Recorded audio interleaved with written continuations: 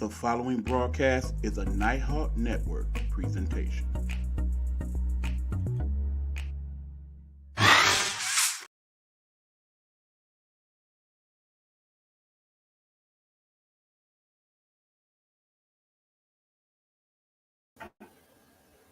What's happening, gang? It is the Big Buck Sports Report. I am the Big Buck himself, E. Buckner, the Nighthawk, that dude.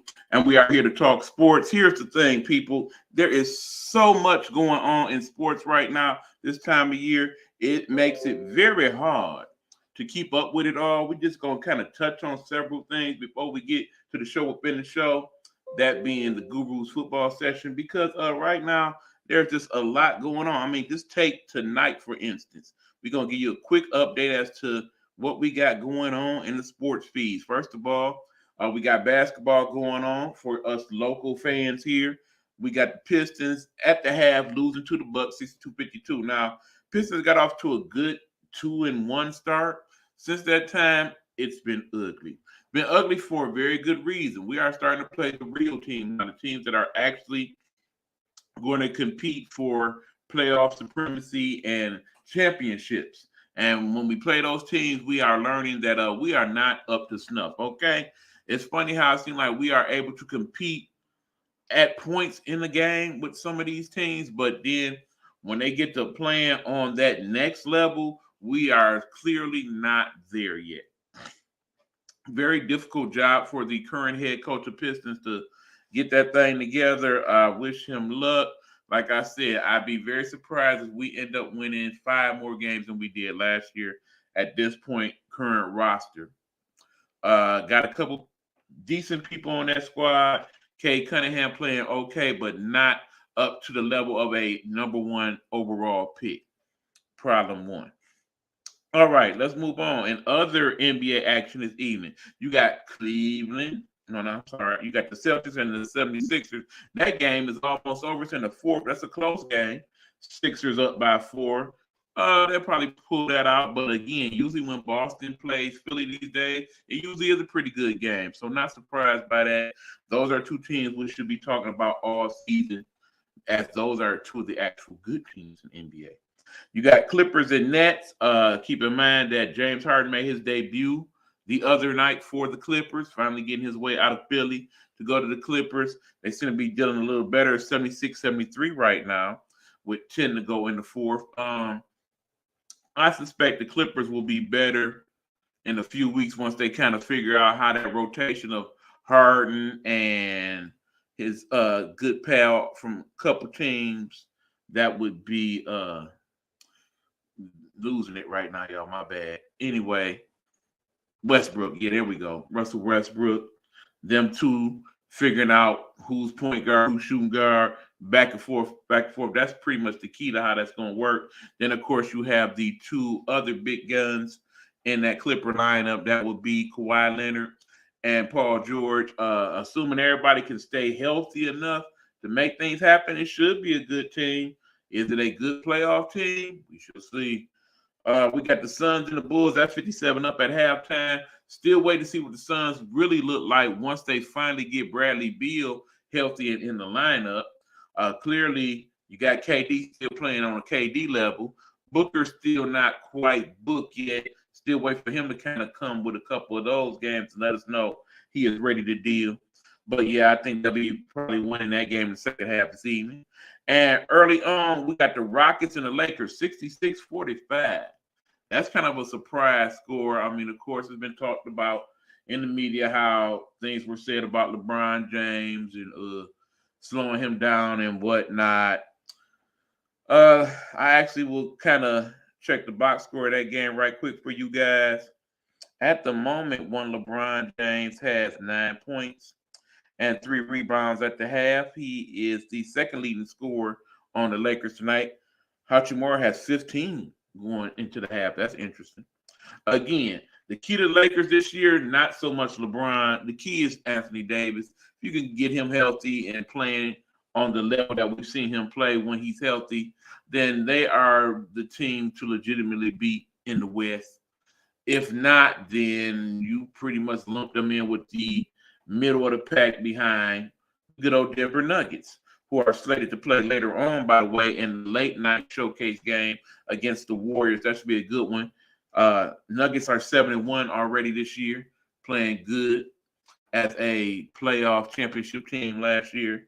And Warriors 6-2 is kind of a bit of a surprise so far for them. So, yeah, you got all those NBA games going on. Then you got a little college football at the half, mind you. We got my Eastern Michigan University Eagles, my alma mater, getting the doors blown off of them right now. 35-3 against the Toledo Rockets, the people that are leading the MAC conference right now at 8-1. Don't see no miracle comebacks coming there. So that's going to be 4-6. Keep in mind, you need 6 wins to be bowl eligible. So we need Eastern to win those last 2 games after today in order to pull that off. Good luck to them. All right, we also got some more MAC action here. We got Miami of Ohio 10-0. And we got Bowling Green and Kent State 28-6. There are several other colleges games. We're not, like I said, there's no time to talk about all that. We got women's college basketball going on right now. You got Minnesota Lady Gophers, 65, LIU 29 in the third. You know, you're going to get quite a few of those blowouts early on in the season, but let's talk about that for a minute, shall we? Speaking of the women's college and men's college basketball. Yeah, already we got a couple surprises early on in the season. The biggest one, obviously, the number 1 team in the land, that would be the LSU Lady Tigers, the national champions, losing their first game of the season. Not as in losing their first game, but actually losing their first game of the season. Crazy. Who would have thought in a million years that that team, as low as they appear to be on paper, would take the L on the first game of the season? Now, granted, the Colorado team that they lost to is ranked in the top 25, so it's not a major upset. But the fact that not only they lost, but they lost by double digits to that squad was very, very not expected by me. And, of course, Coach Milky, the head coach of the Lady Tigers, not happy, feeling like her senior-led team did not step up when they needed to. And that's obviously the case. I wonder early on if the globe trotting of one Angel Reese and Flo Janae Johnson, in particular, those 2 young ladies, if that's going to be what caught up with them early on in the season, with them spending more time on the Instagram and around the world and rap videos and all that, as opposed to honing their crafts on the floor, if that is part of why they did, or, you know, just the fact that, okay, because you got to do all those great things during the summer, you kind of feeling yourself and you got humbled real quick. If you're going to lose a game like that, you definitely want to do it early on in the season. Remember, in college basketball, 1 game don't necessarily cost you a season or a heavy ranking as it would in the college football season. But, yeah, they're not quite the dominant team I thought they were going to be. I looking into the women's season, I thought it would be 3 teams you definitely have to look out for. Them, of course, my UConn Lady Huskies, who did their thing last night, but still wasn't overly impressive. I mean, keep in mind, part of their issue is going to be they have a squad now full of people that are actually good to put on the floor, and you should get some quality minutes from. So, don't know if you're going to get a lot of big-time scoring out of any of them, though I still would expect that Paige Becker's one of the pre-Wooden Award season candidates should have more than 9 points in the game. I think she had 9 and 4 assists today. Those numbers not so great. But yeah, keep in mind she is coming back from major injury, so we kind of got to give her a little grace on that. But nonetheless, they look good enough to do what they need to do. And of course, there's a South Carolina squad that played pretty well against a Notre Dame squad that was surprisingly better than I thought it would be so far this year. Keep in mind, there's a person on that South Carolina squad, a young lady, I don't remember how to pronounce her name at the moment, but if you look up South Carolina women's basketball, you will see those highlights. That young lady, the guard on the South Carolina squad, she is the new what's up, okay? She got some skills that you definitely want to check out. She was very impressive in her debut, as was a couple people on that Notre Dame squad as well. So yeah, those are the three teams I was looking to do some things and be on the championship run. I'm trying to. uh, sorry about that. I was trying to hold that sneeze for the longest, but just couldn't get it to do what I needed it to do. Hopefully, that is the only one. It's that time of year, the allergies and all of that. You know, I said you see my eyes still kind of jacked up, y'all. I don't know if y'all could see it. That's why we got the glasses on again today. We trying to work that thing out. But anyway, so that's this women's college basketball. Now, men's college basketball, we already got some questionable things happening there. The biggest one being the first loss of the season of the Michigan State Spartans. Okay, yeah, Sparty. Y'all done kind of screwed the pooch early on. Now, keep in mind, Coach Izzo, the head coach of the Michigan State Spartans, is known for playing a very high volume schedule, particularly early on. He is not ducking none of the big boys in playing that schedule because he feels like it better prepares his team for life around tournament time, which is usually the case. That being said, folks, they lost to a team that probably had no business even playing for real, in game one. And that team came to play. They came into Spartan land and said, we're not intimidated by you. We appreciate that money you paying us for coming here, and we're going to kick your butt and leave with the dough. And that's what they did. Granted, it went to overtime and everything. But again, the fact that game was even close, let alone Spartans losing that first game of the season, the first game they have lost in a season opener in the whole tenure of Coach Izzo. Keep in mind, Tom Izzo has been the coach of the Spartans for almost 30 years now. And that's the first time they have lost a season opener at home since he's been head coach. Crazy, right? That being said, I do believe that this is the year you will see the Blue Bloods in the men's division start to come back to the fold. Remember last year, a lot of those great teams that we used to seeing out of Duke and out of places like North Carolina and such, not only were they not in the tournament, they weren't even thought of, okay? Those teams are supposed to be bouncing back big time this year. They are the ones that got more of the top recruits in the country. So you definitely could look to see more Duke, more North Carolina, more Kansas, more Michigan State. The big players, the Arizonas of the world, those type of squads. More than likely, those will be the teams that will probably come to be the ones in the Final Four this year, as opposed to the who is that and why is that? And I've never heard of this team and such that we got last year, even though I do feel like that made for a better tournament because you was kind of stuck as to who will actually win. Granted, UConn won in the end, the men's team, surprisingly enough, and they do have another good team this year as well, as several of those players are back again. But I think you're gonna get a lot more parity this year in college basketball in the men's division because of the NIL and the transfer portal and such. Even remember, Mr. Dickinson, the big man for the Michigan team, decided not to go into the NBA. He went to transfer portal. He's in Kansas now, and he's already serving big dividends for them.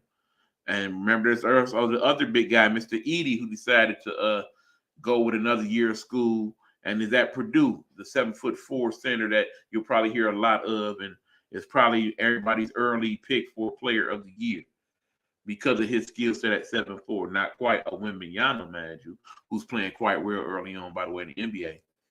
But yeah, definitely somebody of note. So yeah, you got all those things going on, and understand, I didn't even touch into the fact that yeah, we got the NHL tonight. Okay, we got games going there. Yeah, I'm not even gonna get into that schedule. It's several games of that going on. So those things in mind, people, moving forward through the rest of the year, we are going to try our best to pick and choose what teams to highlight, what players to highlight in the Big Buck Sports Report, because otherwise I'll be sitting here in front of this camera for hours and days at a time trying to break down all the sports. I don't even have time to watch all of them, let alone break them down. So it helps that if you are watching the show this evening, you let us know what teams and what sports you would like for us to keep up with, what player you would like for us to keep up with. Shout out to one team that we will highlight because there is a family member on that team, the Sam Houston University Bearcats team that is now featuring young Keon Scroggins. What up, Kate? What up, fam? What's happening? We are going to highlight you and make sure that we check in on your team and see what you guys are doing throughout the season, hoping that you guys do make a nice tournament run this year and be on the big screen with all the big players and you do your thing in that post, bruh. And we are looking forward to you doing what you do and being able to brag on it to all our folks. Okay. So good luck to you and your team this season. All right. That part. Anyway, so yeah, that's pretty much what we're gonna talk about in terms of the other sports this week. Now I do have to address one more thing before we go to the football session. There is the big betting scandal, University of Michigan. I cannot escape talking about that. As you know, I am a huge Michigan Wolverine football fan. I really am. It has pained me over the years how people have just seen a dogged out Coach Harbaugh for a variety of different things. This is just one of several.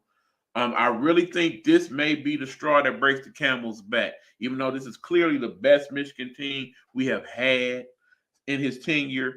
It does appear that this may possibly be the last one because with all these allegations and things and whatnot, the suspension early on this season, the fact that they have not extended his extension, I really do believe that this will probably be Coach Harbaugh's last year at Michigan. I hate to see him go.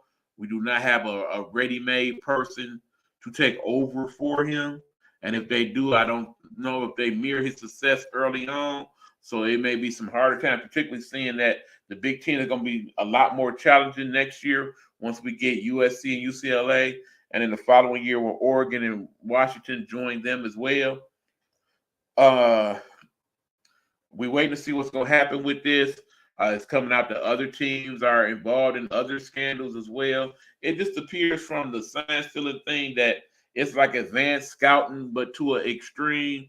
And as a lot of the talking heads talk about, a lot of teams are doing it.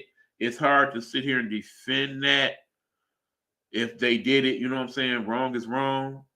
But in the same token, the NCAA does a lot of things wrong in terms of how they run that organization in and of itself. Don't even get me started.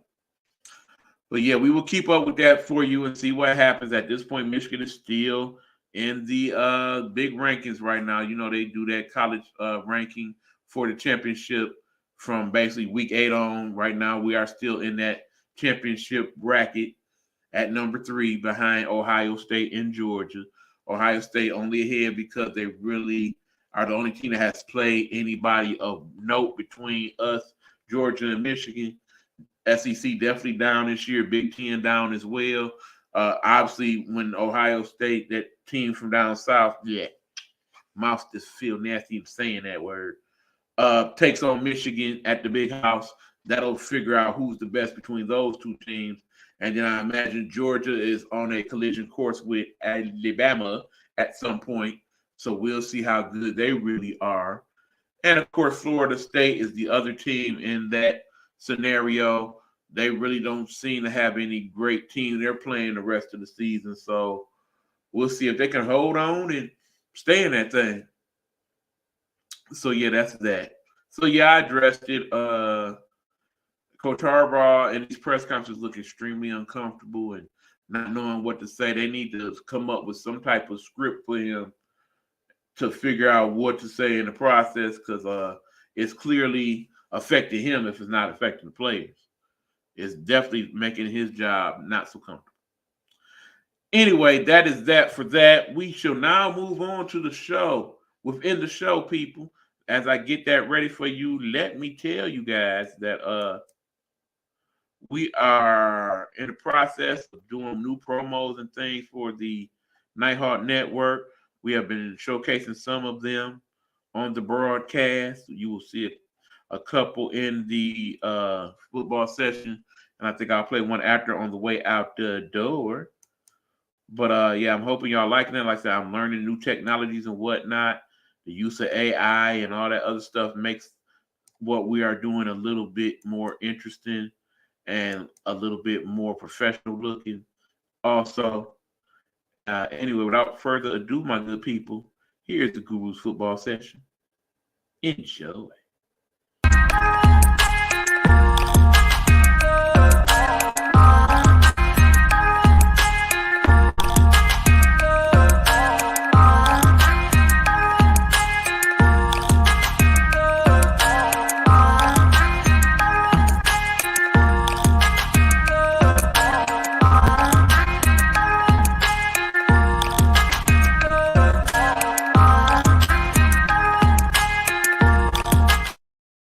Hey, what's going on, y'all? Y'all know what time it's time for the show within the show, known as the Big Buck Sports Report. This part of the show we call the Guru's Football Session.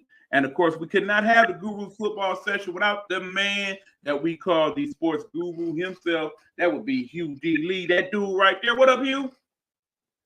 Hey, what's good, man? How everything going, brother? Well, you already know the answer to that one, but it don't matter because we got sports to talk about, and that always make me feel better. I don't know about you, but I like to get into it. So, without further ado, brother, I gotta ask you before we get started, what was your take of this week's NFL week? Did you like it? Did you love it? What you think? Really strong week, man. I know I don't know if you've seen the podcast yet, the Guru Perspective. It was really a strong week in NFL, but I know that college it has some strong points. But if you start to notice, the noon games be the games that usually don't be that good anymore, man. More or less the 3:30 and 7 o'clock games be the ones to be more excited in college. But all in all, man, the football was not bad this week, man. And NFL especially. This was like probably the best week of the NFL that I've seen in a while. I agree with you, Hugh. This was definitely the best week of NFL by far, man. I can't wait to talk about some of these games because some of these games, some incredible stuff happened, and I definitely want to discuss them. So, this your thing though. You let us know where we going, and we'll go. You want to start off with the do you want to talk about the results of this week with the NFL? Because it was actually some of the games was more surprising than not. I didn't really too much care for the Titans Steelers game, to launch off the week, but at the same time, it's just something about the Steelers. I laughed because I was looking at the talking heads on Marcus Spears and, of course, Ryan Clark. Big ups to him, man, because he's been making big moves lately. But he said, I don't know what it is about this team, man. They supposed to be under 500, but at the end of the game, they just find ways to win. And that's how it was in this game. Even though it was closer than most of the games, it was a last-minute situation where Will Levis had to throw it into the end zone. And, that's, means for mistakes, especially when you just throwing up a prayer. But I enjoyed it, though, man. It was really good games. I don't like the pretenders, though, because I look at the Dolphins, and it's like the three teams you faced that was over 500, you lost to them. And every team you beat, the 6 teams you beat, was under 500. But I look at it more or less like, we know the defense has been struggling with the Dolphins. But, the offense has been struggling, but the defense has been pretty good. But the Chiefs, man, the Chiefs offense got to catch up with their defense right now. The defense been playing like top 5 lately. All right, let me rewind a little bit. First of all, we was talking Titans and Steelers. Somebody suggested start giving the scores to these games. So yeah, the score to that one was Steelers 20, Titans 16. I don't know what it is. Them Steelers always seem to find a way. Remember, Mike Tomlin is one of the longest tenured coaches in the NFL right now, and he has yet to have a losing season as a head coach. A remarkable accomplishment in and of itself for any coach, let alone a brother. But that being said, we know the Steelers' offense is trash, bro. It's bad. Not it's bad. Me. But for somehow, some way, that defense seems to do just enough to keep them rolling.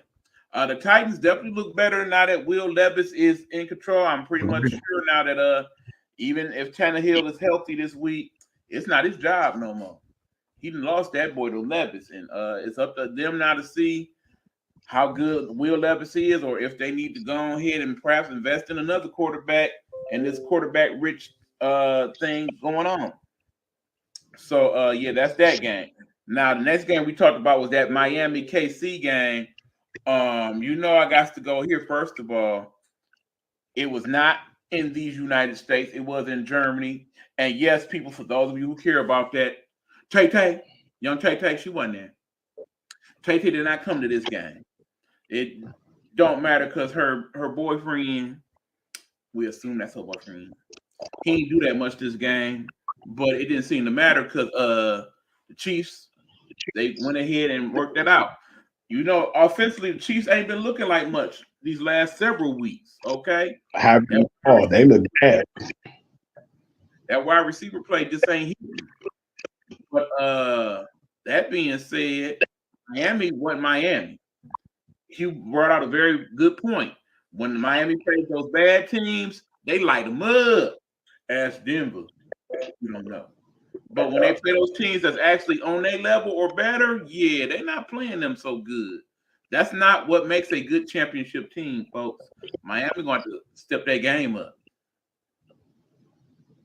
And the crazy part about it too is I'm gonna talk about kind of both games. Will Levis just don't seem to be rattled, and that's what I liked about him, his poise and his maturity to be playing, just coming in and stepping in and filling in a void over there in Tennessee, and it seems like they respond.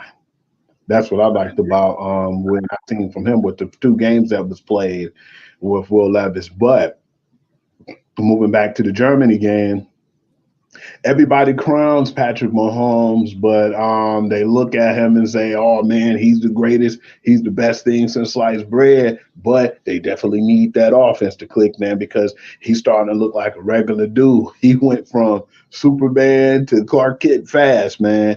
And these guys need to grow up and mature, man, and play better because they're going to be in trouble if they have to get against teams like with high power offenses and defenses because I can't really take away or say too much when it came to that Denver game because obviously they said he was sick and it was super cold in Denver too. They had snow that they took off the field that game too.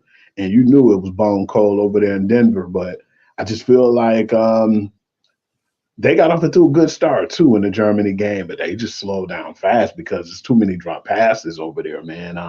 And teams are smart now. And then Miami was going to listen to Tyreek Hill, and what did he say?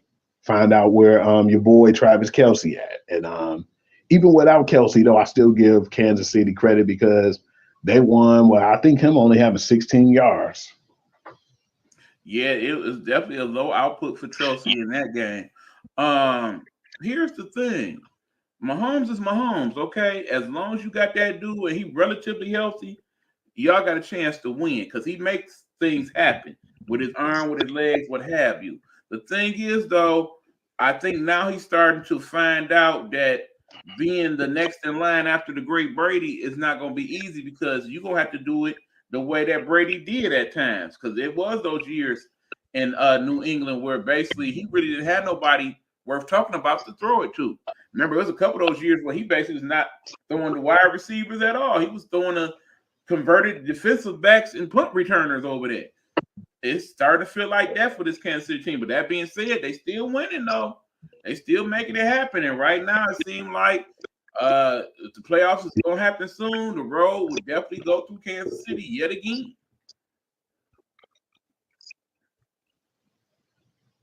Agree, because I remember them days, with the Kimbrel Tompkins and some of these bad dudes that was on New England, and he still made it work.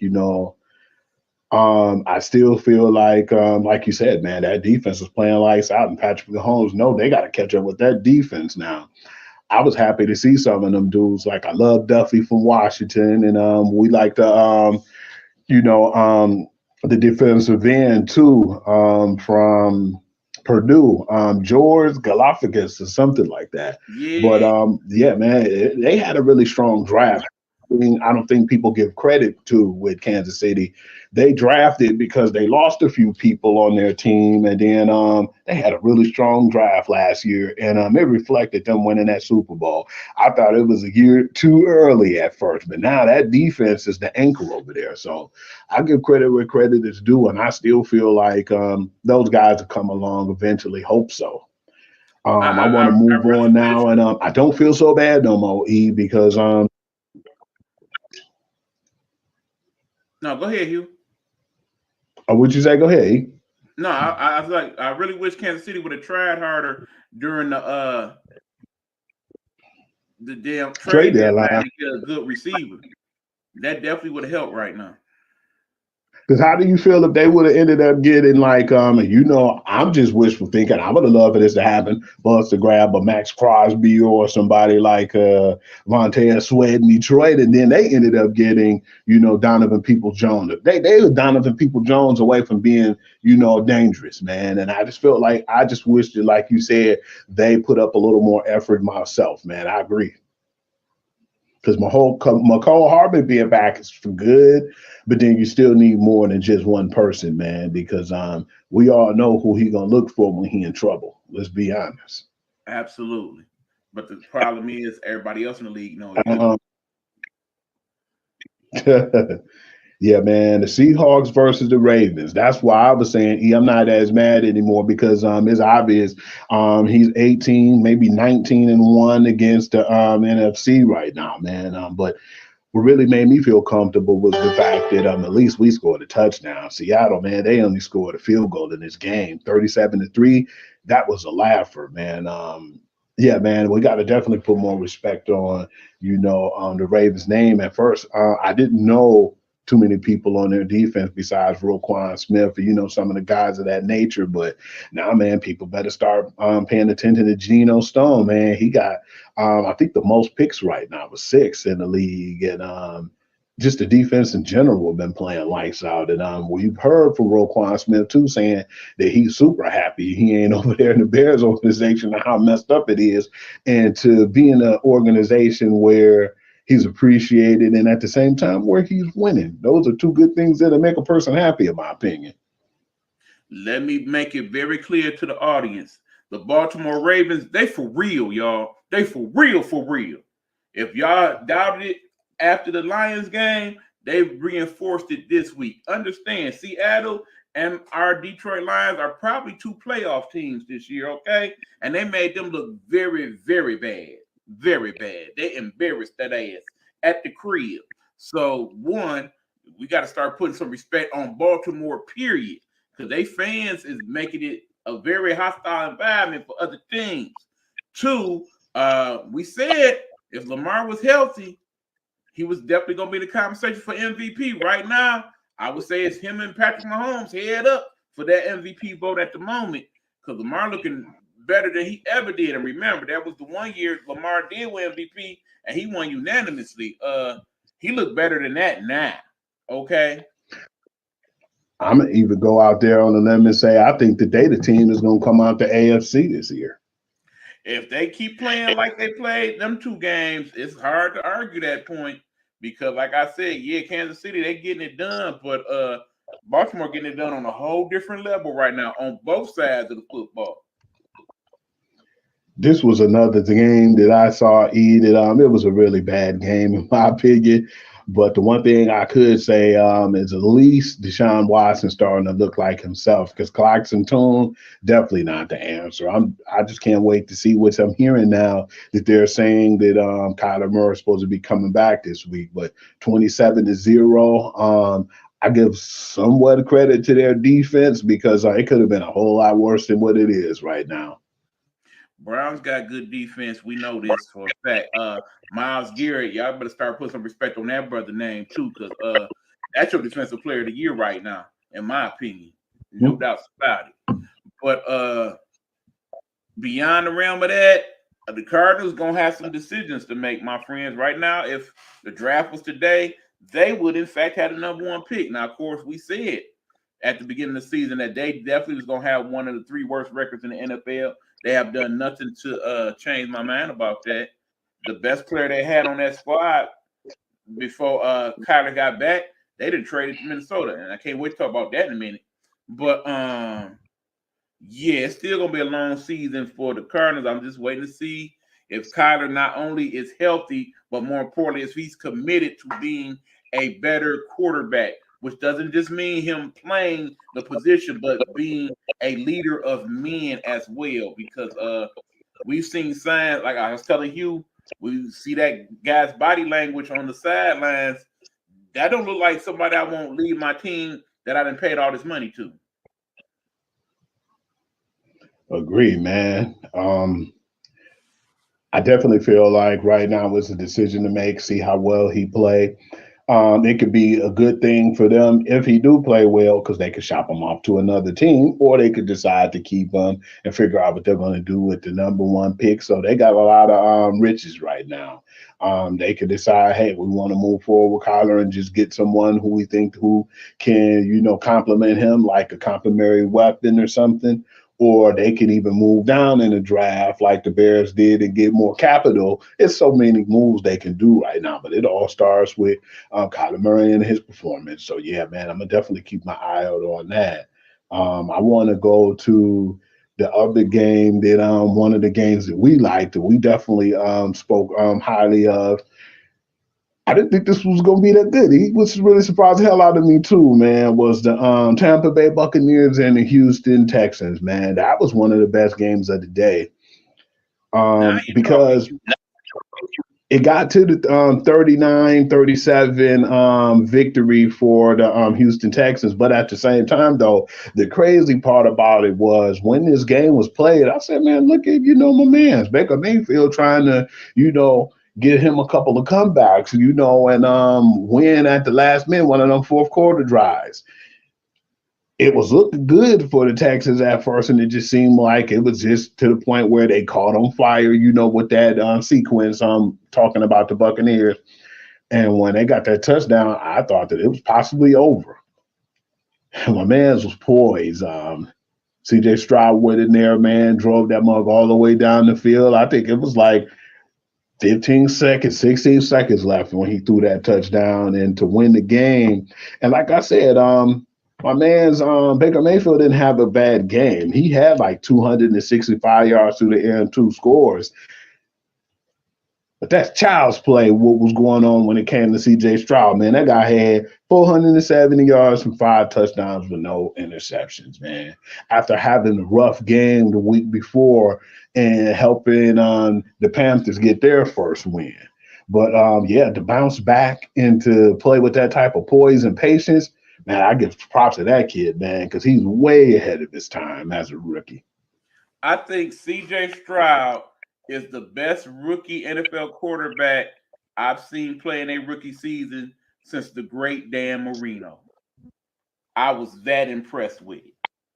And that's very high praise, as you know. Basically, remember, people question his leadership. They question whether he would be overwhelmed by the big stage. They felt like at Ohio State, he didn't really play a lot of good teams. And when he did, he wet the bed, pointing out his situations with Michigan in those last couple of seasons and whatnot. But he's shown he is none of what they reported he was. He is definitely a good quarterback. You see that by his skill set. He is definitely a good leader of men. You need to hear some of the stories that come out of Houston about some of the things that he is doing in the community. Basically, he is buying lunches for like people, not just a couple folks, several folks. He is basically having people come to his house every week and have meals for them.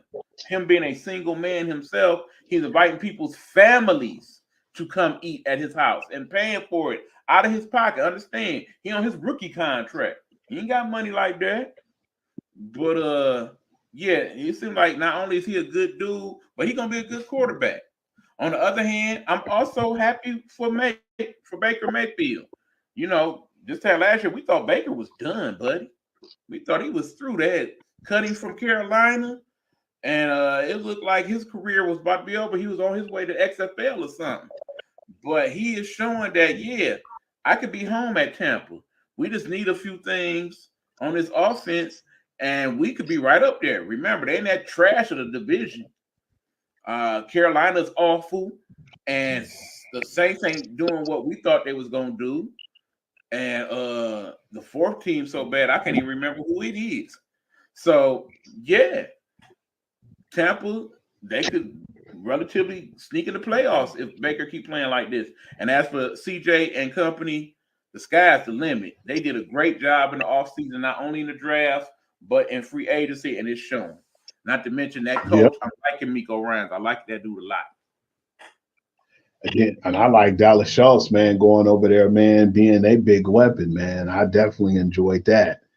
It's a lot of good things that's coming out of there, man. And their locker room has been on a whole other level too, man. Just a lot of love and camaraderie over there. Absolutely. Speaking of a bad division, I gotta go there. The New Orleans Saints playing Chicago. New Orleans Saints pulled it off 24-17. The sad part is, besides the rookie Tyson Badgett being rattled, and I believe the 3 picks basically was their demise, he still outplayed Derek Carr. The only issues is those 3 picks was vital, man, and it cost him that game. But it was just one of the worst games that I've seen that day, man. I was glad that I got NFL Red Zone and didn't have to put up with having to go through and watch that whole game. That was a huge plus for me. Understood. I think Olave is definitely a good receiver. It's hard to ascertain just how good he is because he is playing with that trash as far as quarterback is concerned. They're not getting him the ball like he a number 1 receiver. And I really think that dude could be a number 1 receiver in this league if he has good quarterback play. Because, you see when he get the ball, he can do things with it, but it's just not hitting his hands enough. As far as Kamara goes, I think he is pretty much wrapped up. He might well go ahead and join his buddy over there at College Game Day because he is not the running back that he was 3-4 years ago. Not even close. And as far as the Saints go, it's not like they got a lot of hard work to win that division they in, but it just ain't getting done, man. And Carr just ain't that. It seems like teams, yeah, man. I was laughing when I looked in Bubba Dub's show, man, when he said Derek not a Carr star. And yeah, man, it's funny because it was like you can't even, give him praise or you could give Jimmy G praise. It was both bad quarterbacks. You traded off a bad quarterback for even bad quarterback, but at the same time, you still had Josh McDaniels and them running the organization, so that spoke volumes too as well. But I just feel like I was so tired of that game, man, that I was just glad it was over, man. And it was like, it's not saying much because I still feel like the Saints barely beat the Bears. And I want to move on and I want to talk about the game that we was already waiting for, man. This was a huge game, Minnesota and Atlanta. Now, I want to talk about this guy, Joshua Dobbs, landed on a Tuesday after being traded. Went to practice on Wednesday. Hold on. Hugh, hold on. So I need people to really hear this story. And I'm going to give you the solo so you can tell it. This game itself and how it happened and what happened, this could be a whole Disney movie somewhere down the line. But hold on, he's going to tell you the whole situation. Now break it down to him, Hugh. Okay. Joshua Dobbs came in really literally on a Tuesday after being traded at the trade deadline. We had no idea that he was going to get traded, but I still feel like they wanted to give a chance to Kyler Murray to prove himself. So, and it was a good move too, because Minnesota Vikings need a quarterback right now because they lost Kirk Cousins for the whole year. So when he came in on the Tuesday, he didn't even take first team reps on the Wednesday. He just started to learn the playbook this week, and they only thought that with him being there that he was going to basically be there, and it was going to be like just on the sideline taking notes and getting ready to play the game. I think that more or less that he didn't even know half of the playbook. They had a quarterback to play the game, and he basically got hurt. He's concussed, and he's going to be out now. So Joshua Dobbs had to come in and learn how to do the cadence with the center. Damn near don't even know the people name on the team, don't even know the facility that well. And when he came in and what his numbers was at first, it looked really bad. I said, man, he looked worse than the guy who was in the game at first. And it started to be a question mark. But when he played, man, just the stats itself, man, he was 20 for 30 in passing, 158 yards and 2 scores. And then he had 7 carries for 66 yards and another score. But what I liked about the game was about to be closed out. It was 4th and 7, and they had to do something. Surprisingly enough, they rushed in on him, knowing that he's a hell of an athlete. He ran and got the first down, and he took it to the house and helped that team win a game that they had no business winning. Not only did they not have no business winning this game, I was actually happy at first. Like, man, they quarterback got knocked out, man. Now they're going to be under 500. But then I had to give him love and a lot of credit just for him and his resiliency and just basically a heart of a champion. I was surprised to see him go down and win that game without even knowing. He don't even know half the playbook right now. And for him to get shipped over there and be put in that position, we already know his talent from seeing when they beat the Cowboys earlier this year, but at least he had enough time to understand the playbook. And it wasn't even that much time. I think he only had 2 weeks before he learned that playbook. But it's just basically more credit and where credit is due for Joshua Dobbs because he's been a backup for a while, man. I think they need to start really putting some respect on this kid's name and give him an opportunity somewhere because that was just really big. That showed a lot from him, man. And like he said, man, that could definitely be a Disney movie in his own of him just never giving up and believing in himself, man. And that should just give people, an example, man. If you just focus on you, and believe in yourself and do the best that you can do, no complaints and no worries, and just keep moving straight ahead, man, anything is possible. Because if you told me they was going to win that game, man, I'd have lost a lot of money in Vegas. Now, see, you told the story well, but I got to put some more emphasis on just how deep this thing is with Joshua Dobbs. First of all, this is not your ordinary human being, okay? Joshua Dobbs went to University of Tennessee, graduated with a degree. This dude is literally a rocket scientist, okay? He is literally a rocket scientist. He is that smart, okay? First of all. Second of all, he didn't bounce from team to team in the last few years. He was just with the Cardinals. They barely knew who he was. He didn't even have a jersey in the damn Cardinals gift shop for the first weeks he was on the team. Then he comes to this Minnesota team that week. I equate this in life to like, okay, let's just say you worked at McDonald's, right? And you was a manager. You then went from McDonald's to Wendy's that same week. You don't know the crew. You don't know their schedules. You don't even know their names. You don't even know how to make a damn Wendy's bacon cheeseburger. But because you know how to make cheeseburgers in general and you know how to run a restaurant, they say, you know what? Here you go. We need you to run the whole shift for the rest of the week. You the store manager.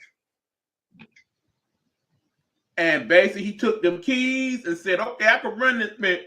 And not only did he run it well enough to where the store made money that week, they now going to put him in charge.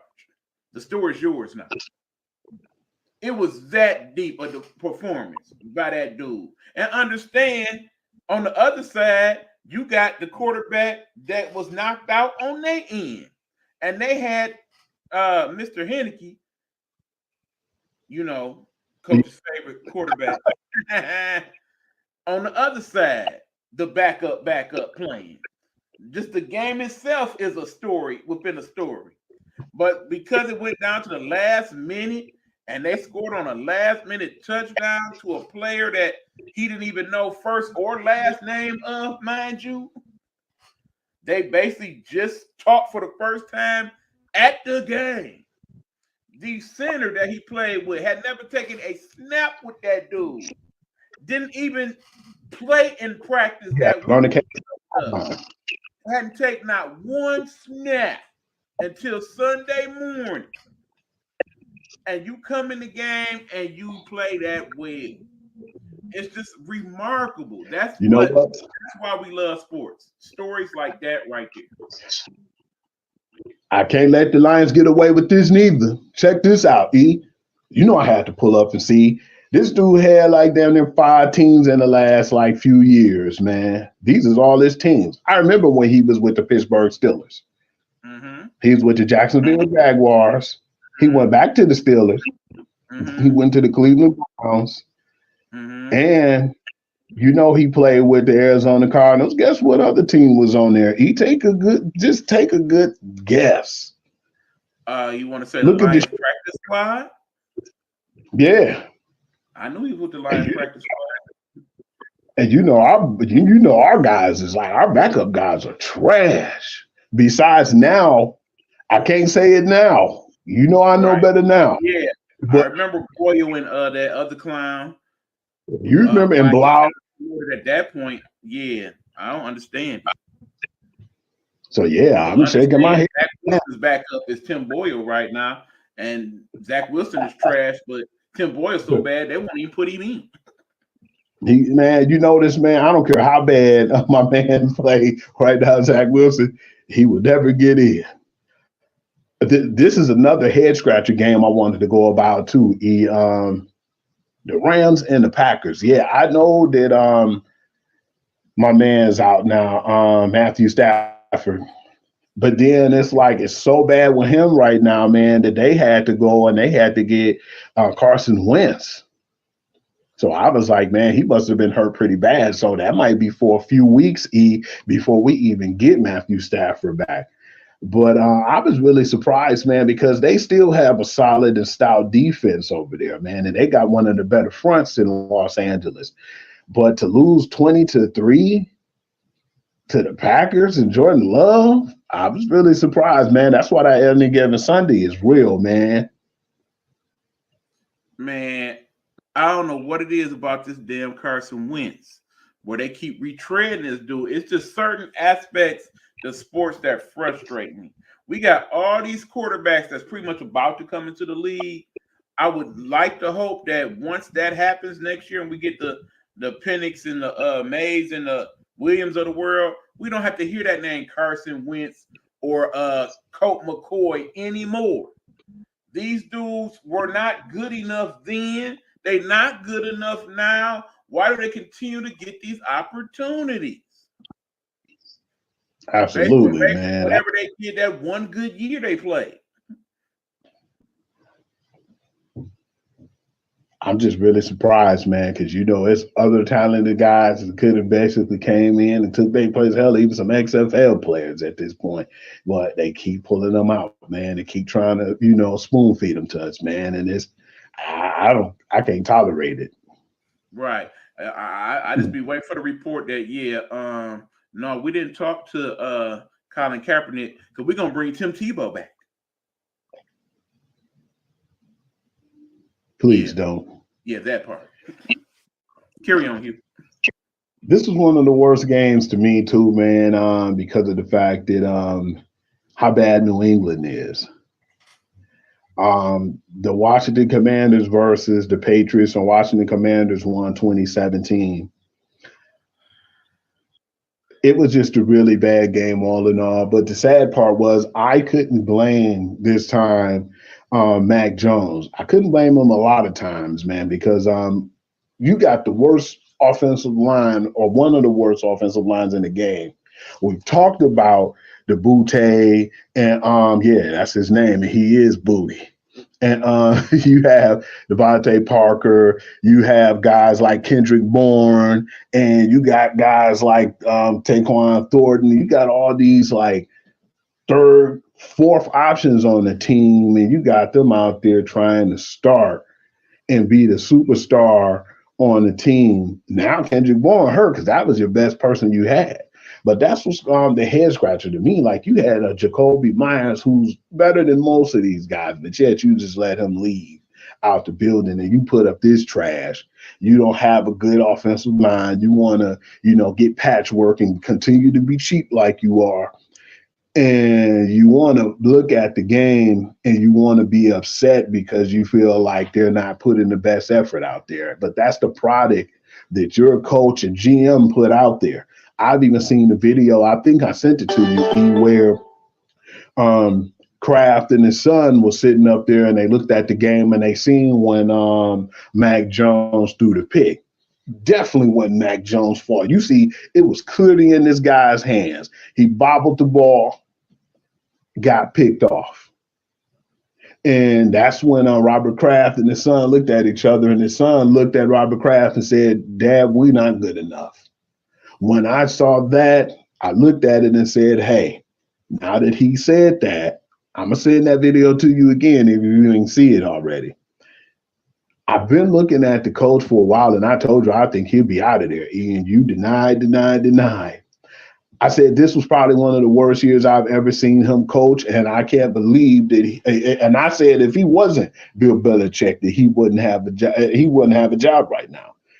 But they still holding on to this guy, man. This is the worst Patriots team I'd ever seen, even when he first started. But it all starts with him. He got to the point where it got so bad that when Nick Casario left, you really in a situation right now where your seat is high.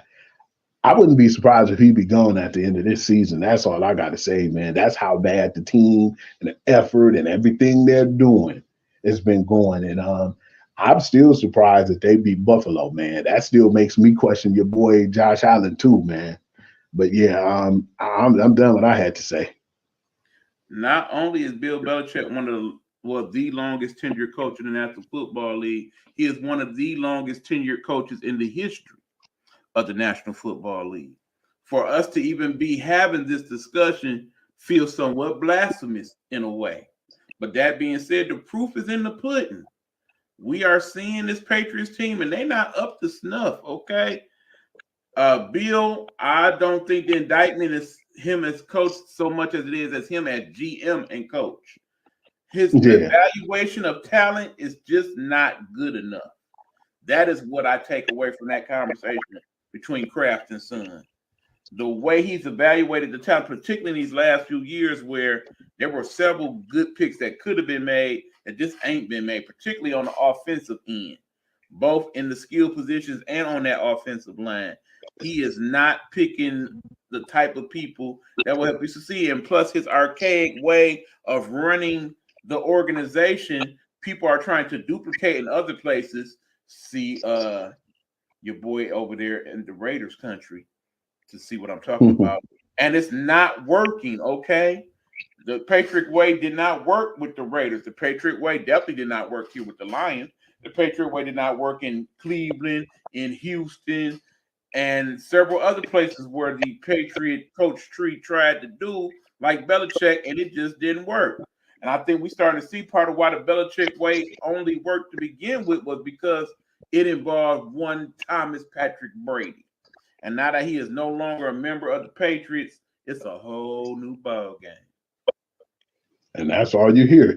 Tom Brady ain't coming through them doors no time soon. You won't see him coming through them doors. And yeah, man, we all used to think that it was like a joint effort, man. A lot of people thought if Brady left that he wouldn't be able to succeed like he did. Well, the next year after he left, what happened? He won the Super Bowl. And you know, me being a Patriot activist, man, you know, it was two picks that I marked down in the draft for them, and I never forget. One of them was Christian Worth. They ended up passing on him. And then one of the main guys, and it's funny because I told you about that. You picked N'Keal Harry like maybe a few picks before Deebo Samuel. You possibly would have still had a job if you picked those picks right, man.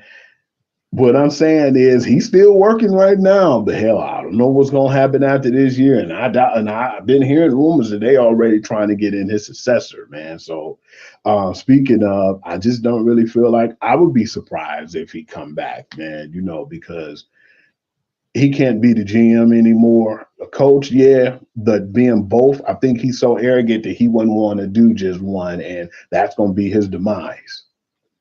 I say you just go ahead retire to your little lake house, wait for them to call your name so you can put your gold jacket on and keep it pushing, bro. I think your time is done. I think your actions are showing that, yeah, the game is passing you by. Much like one of your great friends who recently passed, the great Bob Knight. At some point, you have to recognize that the archaic ways of the old NFL just ain't working in this new NFL. And time to pass you by, bro. It may be time to shut it on down. This is up to you if you want to even talk about this game, man. The Colts and the Panthers. No. Okay, you definitely get that pass. Giants and Raiders, I want to because at first I didn't want to until a few changes happened. We definitely seen the Josh, McDaniels and Dave Geisler being fired. It was weird. I'm thinking it happened before we went to sleep. No, that happened like 2-3 o'clock in the morning. That was crazy to hear that it happened that late. What I liked about it, though, was Aiden O'Connell and how good he played, man. He seemed poised, man. He had a strong arm. He was getting the ball to the players. They were happy. My man was, happy. Devontae Adams, because usually he was upset because he wasn't getting the ball. But when he seen some of the players making huge plays and doing good themselves, he was cheering them on. I just feel like Antonio Pierce was a huge boost for the team. They needed somebody who cared and was a player coach and who had passion and really wanted to be there. And I feel like that's the reason why they all stepped up, because they look good, man. And I looked at that game and I said, man, damn, this is not even the same team that played the Detroit Lions from that week to this week. Man, you'd have had that experience as a worker, Hugh, where you had a boss and couldn't nobody stand that bitch. Couldn't stand that ass. And then they mess around and ask, y'all think he should go? And y'all be like, say nothing. But then they pull you in the room like, you think you should go? And y'all be like, hell yeah, get him the fuck up out of here. I hate him. It all came to play in that game on Sunday. You could tell they did not like. Then of course all the stories came out after the game about the players only meetings and all that other stuff. Because the funny thing, it seemed like when everybody was like, "I hate him," behind the scenes, the person they was telling "I hate him" to was Antonio Pierce.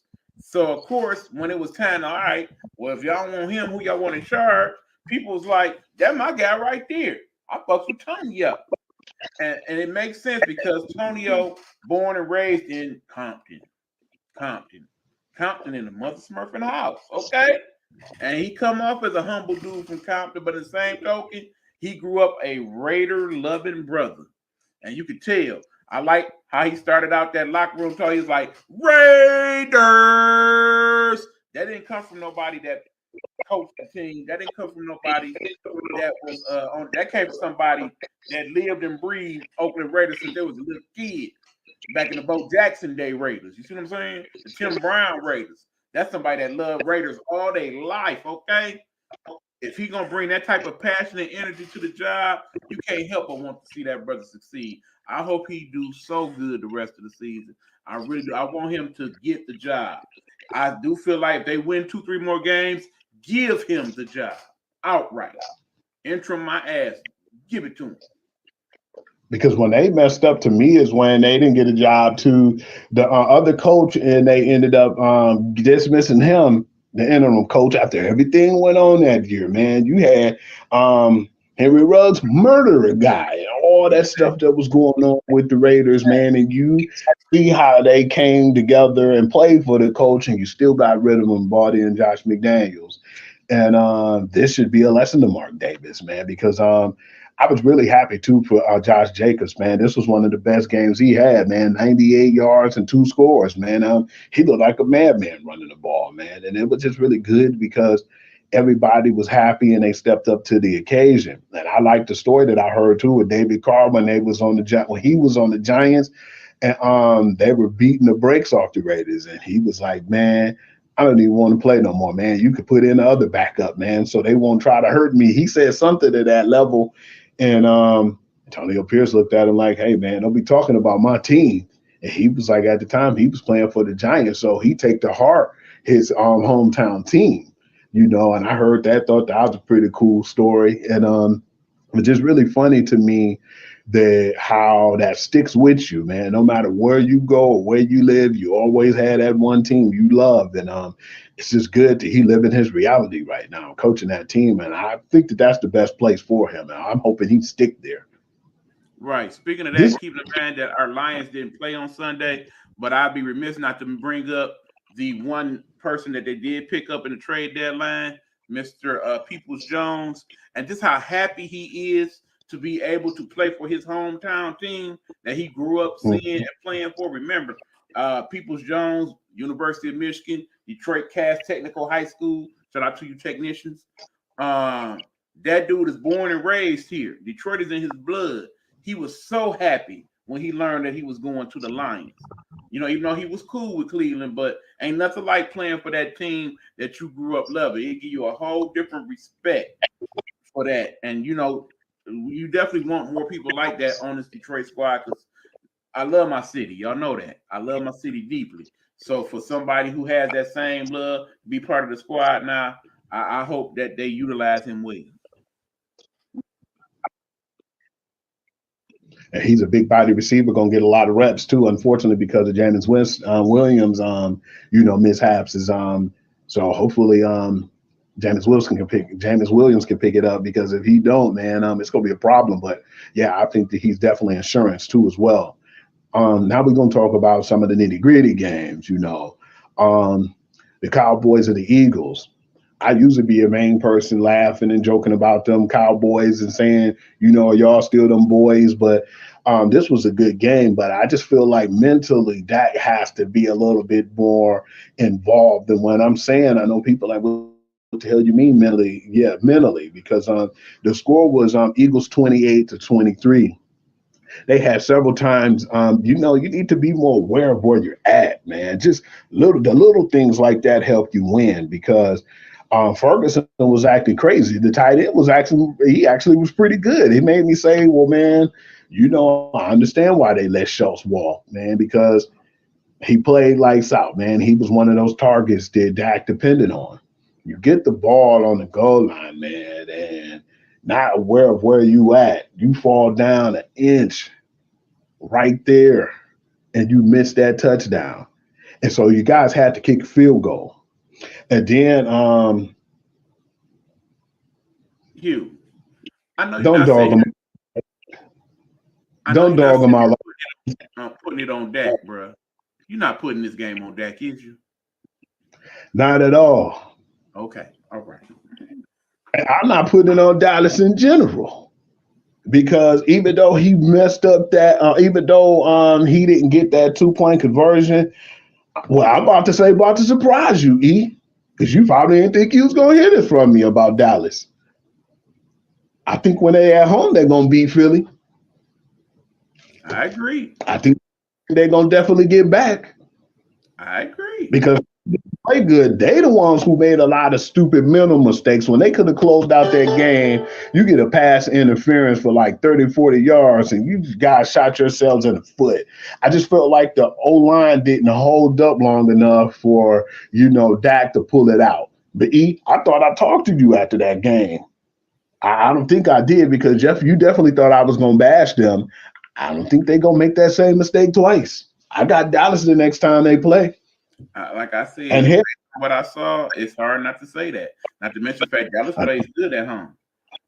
And I'm going to tell you this too, E. San Fran better humble themselves because as soon as my mans did that with that shirt, they lost 3 games in a row. And they ain't looking so good. Don't let them play Dallas again, man, because Dallas looking at everything right now. They checking that list and they checking it twice. And I still feel like Martavis Bryant, hopefully he could be a good attribute to the team because I don't know if you knew that they signed him, the former Pittsburgh Steeler. But yeah, man, I still feel like that what they are doing right now, man, it made me believe more in Dak than not believe because people laugh because of the situation, but it's a game of inches, man. And if they could have capitalized on those plays, it would have been a totally different story. So that's what I'm saying. No, I wasn't going to dog out Dallas, man. I actually think that Dallas, with a few tweaks here and there, can not only beat the Eagles, but I think they can beat San Fran too, because San Fran ain't looking so high. Right. My whole thing was when Dallas lost that game, I was fully expecting the talking heads, particularly those people on Undisputed, to just be all on Dak Prescott's head about it. Dak is not the reason why Dallas lost that game. Did he do a couple things he could have did differently? Of course. And as far as him and the 2-point conversion, come on, man. You done played the game. You know how hard it is to be running that fast and to make sure your foot is exactly where it need to be. I mean, it was like that close him being out of bounds. You know what I'm saying? You got somebody big and heavy coming at you, you gonna do the best to do just to get in the damn end zone. Let alone worry about where your feet is. But no, Well, it was a whole bunch of little things that happened in that game where, like you so said, them, they did some bits and tweaks that would have been a whole different outcome. Because as you know, Philly is a good team, but Hurts is definitely injured. Okay, he's not hurt; he's yeah. injured, and it's Remember when very. he it was like I think it was in that game, wasn't it? Because he No, re-injured it. he was injured going into that game.